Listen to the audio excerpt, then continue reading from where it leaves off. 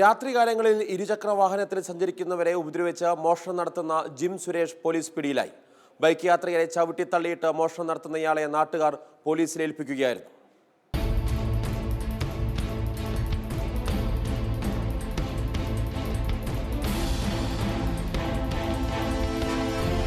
തമിഴ്നാട് കന്യാകുമാരി ജില്ലയിലെ കളിക്കാവിള ചെങ്കിട്ടവിള സ്വദേശി ജിം സുരേഷ് എന്ന സുരേഷ് രാത്രികാലങ്ങളിൽ ഇരുചക്ര വാഹന യാത്രക്കാരെ ആക്രമിക്കുക പതിവായിരുന്നു.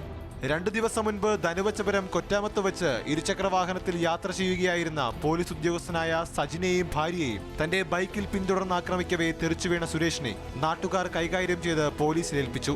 ഇരുചക്ര വാഹനത്തിൽ കുടുംബമായി പോകുന്നവരെ പിന്തുടർന്ന് ആക്രമിക്കുകയാണ് ഇയാളുടെ രീതി. സ്ത്രീകളുടെ കയ്യിലിരിക്കുന്ന ഹാൻഡ് ബാഗ് പിടിച്ചു വലിച്ച ശേഷം ചവിട്ടിത്തള്ളിയിട്ട് കടന്നുകളയുന്ന ഇയാൾ ആ കിട്ടുന്ന പണവും സ്വർണവും ഒക്കെ വിറ്റ് ജീവിക്കുകയാണ് പതിവ്. 250cc ബൈക്ക് ഉപയോഗിക്കുന്ന ഇയാളെ അധികമാർക്കും പിന്തുടർന്ന് പിടിക്കാൻ കഴിയാറുമില്ല.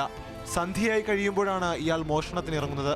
നെയ്യാറ്റിൻകര, വെള്ളറട, ബാലരാമപുരം, കരമന, നേമം, പാറശാല, പൊഴിയൂർ എന്നിവിടങ്ങളിൽ ഇയാൾക്കെതിരെ 18ഓളം കേസുകളുണ്ട്.